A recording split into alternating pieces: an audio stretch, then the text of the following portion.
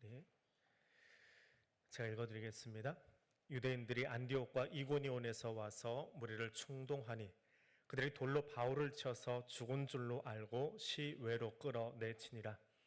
제자들이 둘러섰을 때에 바울이 일어나 그 성에 들어갔다가 이튿날 바나바와 함께 더베로 가서 아멘. 대학 1학년 때 학교 채플 시간에 예배 시간에 들었던 설교의 한 부분입니다. 시골 작은 교회에 한 청년이 있었습니다. 그는 그 교회의 청년 회장으로 교회를 다니고 있었습니다. 그가 출석하는 교회 담임 목사님이 말을 참 많이 더듬었다고 합니다. 그런 설교를 장로님들이 더 들어주기가 힘들었나 봅니다. 어느 날 장로님들이 모여서 우리 저 더듬는 설교 더 못 들어주겠다. 목사 내보내자라고 논의를 했습니다. 근데 교회가 작다 보니까 그 교회에서는 이 청년 회장이 정식 당회는 아니고요. 장로님들이 이제 간담회로 모여 있는 그곳에 청년 회장을 참석을 시켰대요. 여러 의견을 듣기 위한 거겠지요. 그래서 본인도 이제 그 이야기를 장로님들이 논의하는 내용을 듣게 된 겁니다.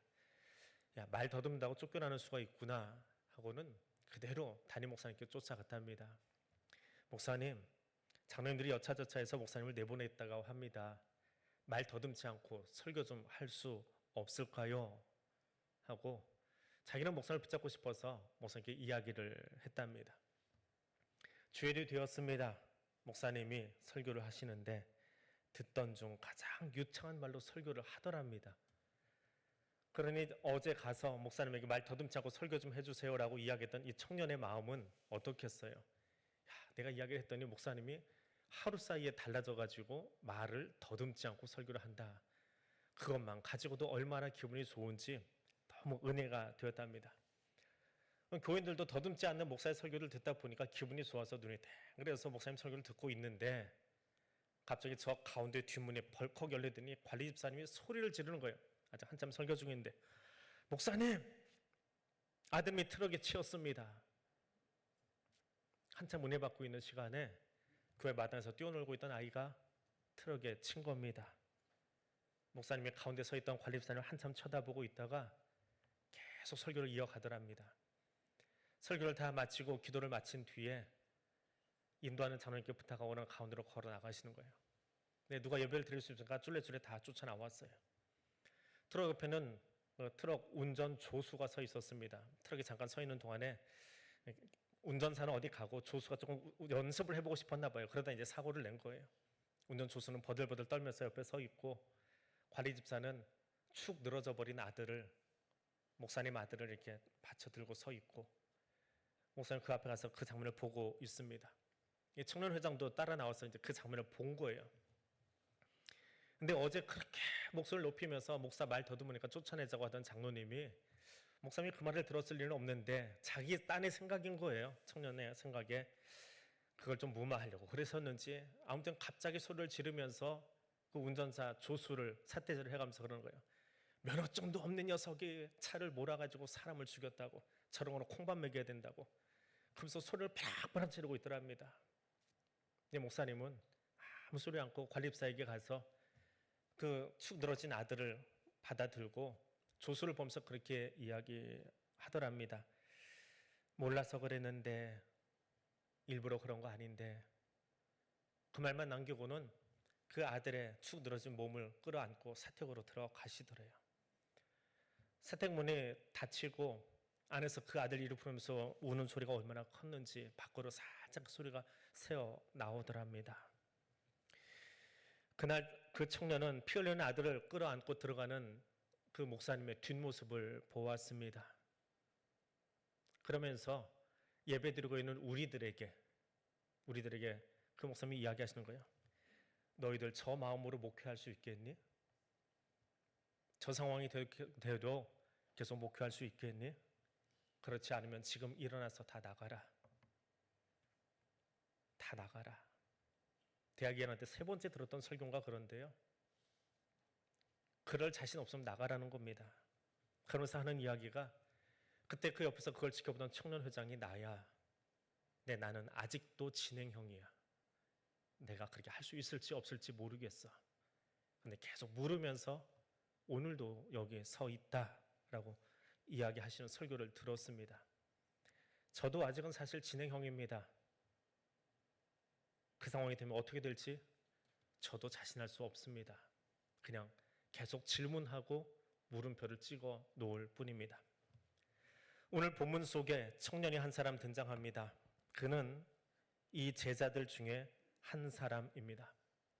지금 청년 앞에는 돌파매질에 맞아서 돌에 맞아서 죽음도 꿈쩍도 안 하고 있는 스승 바울이 그 발 아래 피투성이가 된 채 길바닥에 널브러져 있습니다.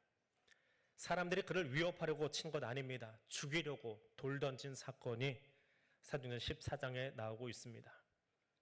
자기가 한 그대로 당하는 걸까요?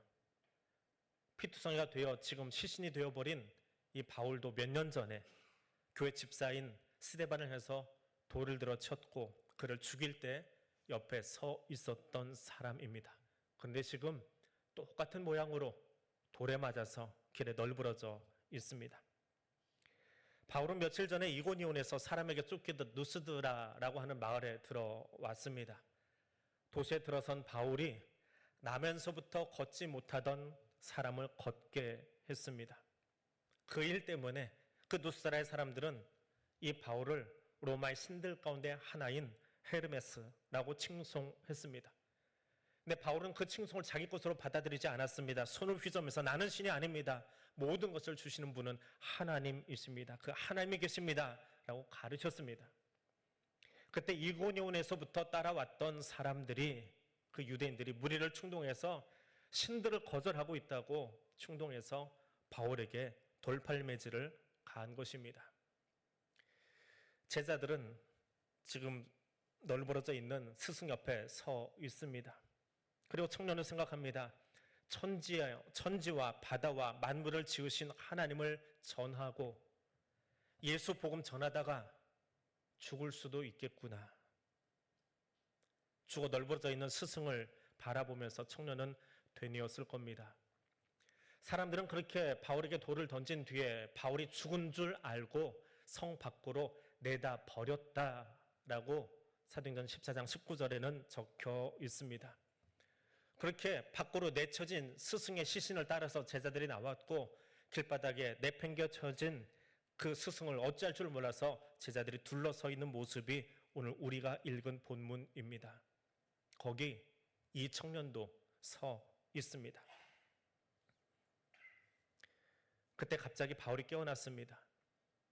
청년은 일어선 스승을 바라봅니다. 돌에 맞아 죽을 뻔했는데 그러면 빨리 다른 곳으로 도망가는 것이 그저 사람들의 일반적인 모습일 텐데 스승은 피투성이가 된 채로 어기적 누스드라로 다시 들어갑니다. 그리고 다음 날까지 누스드라 성 안에서 또다시 하나님을 예수를 전하는 것입니다. 청년 제자는 나는 저렇게 할 수 있을까? 저렇게 돌을 맞고도 복음 전할 수 있을까? 돌 맞고도 다시 저 성 안에 들어갈 수 있을까라는 질문을 끊임없이 던집니다. 그리고 다음 날이 되니까 스승은 아직 온전치 못한 그 몸 가지고 거반 시신이 되었을 법한 정도로 돌에 맞았던 그 몸 가지고 온 몸이 아직 쑤시고 아프고 상처투성이인데 바울이 바나바를 데리고 96km나 떨어져 있는 더베로 갑니다. 누가는 이 대목을 그저 한 줄로 감정도 없는 것처럼 덤덤하게 적어버립니다. 근데 지도에다 그려놓고 보면 그 몸으로 96km를 걸어가고 있는 바울의 모습이 20절에 보입니다. 청년이 지금 그 모습을 보고 있는 겁니다. 피투성이의 몸으로 아무리 성령님 동행하신다지만 저 여정을 계속해서 걸어갈 수 있을까? 저것이 예수 전해주고 있는 스승의 나를 향한 가르침일까? 되묻고 있었습니다. 그러면서 청년은 마음속으로 그렇게 되뇌었을 겁니다. 제발 바울 선생님, 다음 도시에 가서는 돌맞을 만큼 그렇게 목회하지 마세요. 그냥 평범하게만 하세요. 그리고 빨리 나으십시오. 편안하게 복음 증거하십시오. 다시는 고난이 없는 선교 감당하십시오. 마음속으로 그렇게 스승의 뒤를 바라보면서 이야기하고 있었을 겁니다. 그것이 청년의 마음이었을 겁니다. 며칠 뒤에 마을이 웅성거립니다.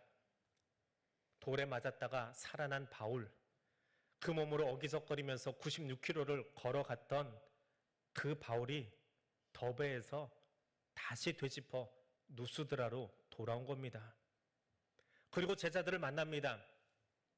제자들이 안부를 물은 것이 아니라 스승이 누스라에 도착해서 이야기합니다. 22절 말씀입니다. 마음을 굳게 하라. 하나님 나라에 들어가려면 환난을 겪어야 할 것이다 라고 가르칩니다. 예수 믿는 게 뭘까요? 제자 되는 것은 뭘까요? 예수 전하면 돌도 맞고 배짱도 두둑해야 되고 생명은 애당초 내 것도 아닌 건가요? 청년은 머리를 흔들 수밖에 없었습니다. 그리고 길을 걷다가 돌멩이만 바라보면 바울 선생님이 떠올랐을 겁니다.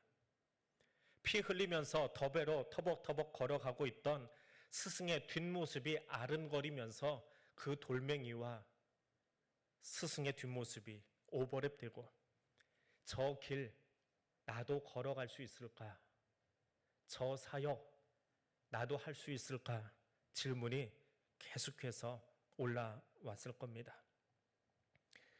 몇 년이 더 흘렀습니다. 청년은 그 질문을 계속하면서 예수 운동에 흠뻑 심취합니다. 그리고 그 마을에 소문난 사람이 되었습니다. 예수 운동에 폭 빠져버린 사람, 그래서 예전에 누구를 닮은 것 같아라는 이야기를 자주 듣게 되는 그런 사람이 되었습니다. 그 마을에 바울이 다시 등장합니다. 우리가 아는 바울의 2차 전도 여행입니다. 누가는 그때 일을 이렇게 적고 있습니다. 사도행전 16장입니다. 14장과 16장은 한 2, 3년 차이가 납니다. 바울이 더베와 누스드라에도 이름에 거기 디모데라 하는 제자가 있으니 그 어머니는 믿는 유대 여자요 아버지는 헬라인이라. 디모데는 누스드라와 이고니온에 있는 형제들에게 칭찬받는 자니. 바울이 청년을 보았습니다. 그의 이름이 디모데입니다.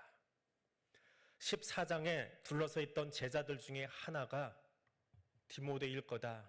사람들은 그렇게 이야기를 합니다. 그리고 16장에 와서 비로소 그 이름을 밝혀줍니다. 그는 호녀라입니다. 로마 제국에서 호녀라는 특별한 존재는 아닙니다. 그가 특별해 보이는 것은 그 혼혈 피 중에 하나가 유일신 하나님을 섬기는 유대인의 피가 흐르고 있더라라고 하는 것입니다. 근데 그보다 더 중요한 것은 16장에서 그 디모데의 심장이 지금 예수로 꽉 차 있더라라고 하는 거예요. 디모데라고 하는 이름은 하나님을 공경하는 자라는 뜻입니다. 청년 디모데는 지금 그 이름값을 하고 있습니다. 그래서 그의 소문이 자기가 머물고 있는 누스드라만이 아니라 거기서 30km나 떨어져 있는 이고니온까지 디모데의 이름이 알려질 정도로 예수 운동에 흠뻑 빠진 제자가 되어 있었다라고 누가는 아주 간략하게 덤덤하게 적고 있습니다. 그런 디모데를 바울이 부릅니다. 디모데야, 같이 가자. 너를 아들 삼고 싶다. 너를 내 제자 삼고 싶다. 이후에 바울은 그의 편지 곳곳에서 디모데를 아들이라고 자주 표현합니다. 바울과 디모데는 바울의 2차 전도 여행부터 시작해서 바울이 순교하기까지 여러 지역에서 동행한 협력 선교사 내지는 전도자였습니다. 바울은 이후에 여러 지역을 순회하면서 디모데와 함께 했습니다. 때로는 바울이 떠난 이후에 그 자리에 남아서 바울이 못다한 일들을 마무리하고 쫓아가기도 하고요. 때로는 바울이 급하게 도망가느라 어느 도시를 미처 복음으로 정리해주지 못하면 바울 대신 들어가서 그 마을을 교통정리해주는, 복음으로 다시 가르치는 일들을 이 디모데가 감당했습니다.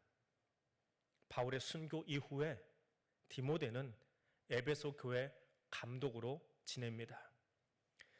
바울이 2차 선교 여행을 하면서 세워진 교회가 에베소 교회였고, 그 이후에도 몇 번 들르긴 했지만 바울이 순교한 이후에는 고정적으로 에베소라고 하는 곳에 가서 감독으로 그 도시를 복음화시킵니다. 디모데의 눈에 에베소는 난잡하기 이를 데 없습니다. 에베소는 튀르키예 서남부에 있는 항구 도시입니다. 지금은 토사가 하도 많이 내려와서 바다를 다 메워버렸습니다. 그래서 지금 에베소 가면 내륙 도시이지만 1세기의 에베소는 항구 도시였습니다. 항구 도시일 뿐만 아니라 로마 제국 입장에서는 소아시아, 지금의 튀르키예 인근 지역을 관할하는 행정수도 역할도 겸했습니다. 그리고 세계 7대 불가사의에 해당하는, 성경에는 아데미라고, 일반 역사책에는 아르테미스라고 불리는 여신의 신전이 여기 에베소에 있습니다. 규모가 얼마나 크고 웅장한지 세계 7대 불가사의 중에 하나로 꼽힙니다. 그 아데미 여신의 신전, 황제의 신전이 버가모, 서머나와 더불어서 3대 도시에 각각 세워져 있는데 에베소에는 가장 큰 신전이 있었습니다. 로마는 다스리는 국가였기 때문에 어느 신성경은 아무 상관없습니다. 한 가지만 하면 됩니다. 1년에 딱 한 번 황제의 신전에 들어가서 아무개 황제는 나의 퀴리오스, 나의 구주십니다 라고 말로 한마디만 하면 모든 것이 면제되는 그런 사회가 로마였습니다. 그런데 디모데는 그게 싫었습니다. 노스드라에서 바울의 모습을 보고 나서 예수를 만난 디모데는 그 한마디 하는 것이 싫었습니다. 아니, 할 수 없었습니다. 돌에 맞아도, 시체가 되어도, 피투성이가 되어도 다시 그 성 안에 들어가고 다시 그 몸을 이끌고 더베로 걸어가던 스승의 뒷모습을 기억하기에 길가의 돌멩이가 항상 새롭게 보였던 것이 디모데였습니다. 디모데는 에베소에서 아르테미스 여신 축제 때 우상 앞에서 열광하고 있는 시민들에게 외쳤습니다. 하나님만이 우리의 유일한 창조주이시고 예수 그리스도가 구원자이십니다. 타협을 거부했습니다. 디모데에 대한 자료를 찾아보면 그는 신체적으로 허약하고 성격도 소심한 것으로 알려져 있습니다. 그런데 딱 한 가지, 스승 바울로 하여금 피 흘리면서도 걷도록 붙잡아 주시는 성령의 능력을 그는 청년 시절에 보았습니다. 그래서 에베소에서 목회를 감당하면서 또 다른 돌팔매질에 그는 굴복하기를 거절했습니다. 우리는 자주 세상과 사람 앞에서 두려움을 느끼고 타협하려는 신앙을 가지고 살아갑니다. 때로는 돌이 날아와서 나를 주저앉게 만들 때도 있습니다. 그때마다 디모데는 스승 바울을 통해서 그의 노년의 마지막에 자기에게 전달된 그 편지, 그것을 기억을 합니다.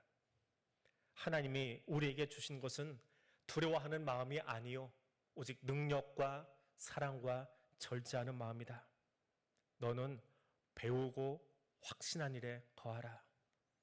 순교하기 전에 스승이 자신에게 마지막으로 건네준 그 편지에 쓰여있는 말을 기억하면서 디모데는 도미티니아누스 황제 때 에베소에서 그 우상 숭배에 열광해서 아르테미스 그 여신의 축제날 거기에 열광하는 사람들을 향해서 너희들이 섬기는 그 여신 돌멩이에 불과해.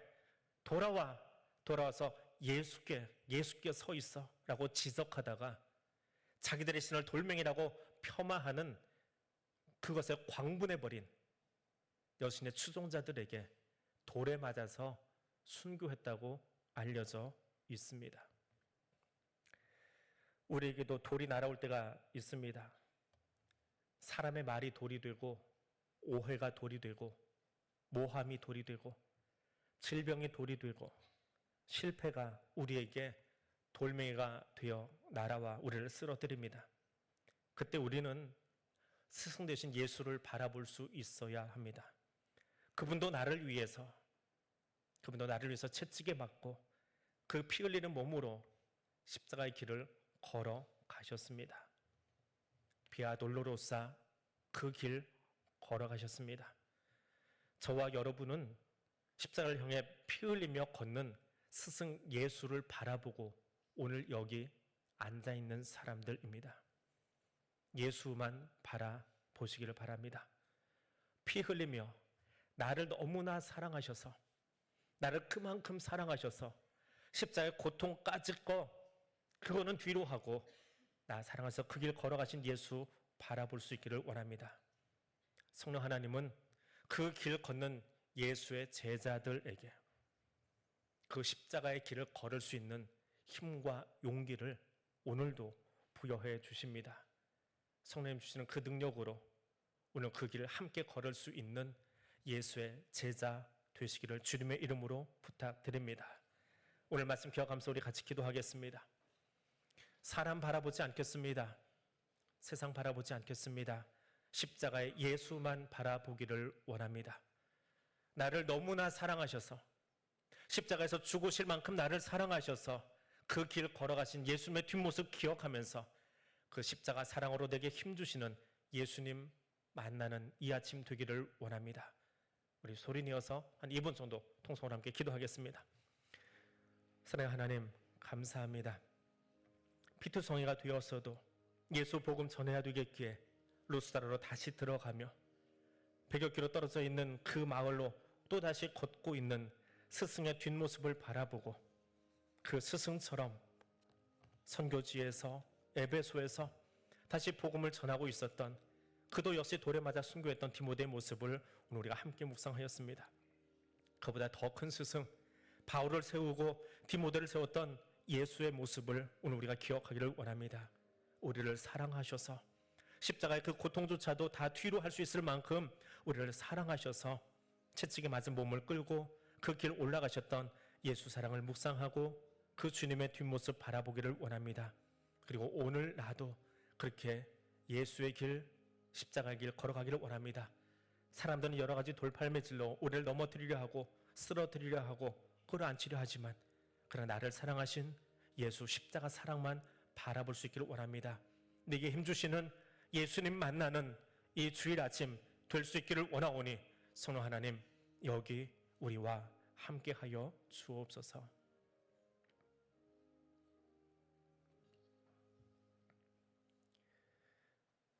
사랑의 하나님, 때로는 사람의 말과 오해와 삶의 환경이 우리를 넘어뜨릴 때가 있습니다. 그때 나를 사랑하셔서 십자가의 길 걸어가신 예수님 바라보기 원합니다. 사랑하셔서, 너무나 사랑하셔서 십자가의 고통조차도 감당하시며 못 박히신 주님, 죽음이 아니라 부활로 승리의 노래를 부르게 하신 주님, 주님이 주신 새 힘으로 오늘을 걸어가겠습니다. 그 힘으로 오늘 다시 일어서고 싶습니다. 주님 바라봄이 내게 힘이 되기를 원합니다. 여기 임재 계신 성령님, 우리 손 잡아주시는 전능하신 하나님을 만나는 이 자리 될 수 있도록 우리를 도와주시옵소서. 예수님 이름으로 기도드립니다. 아멘.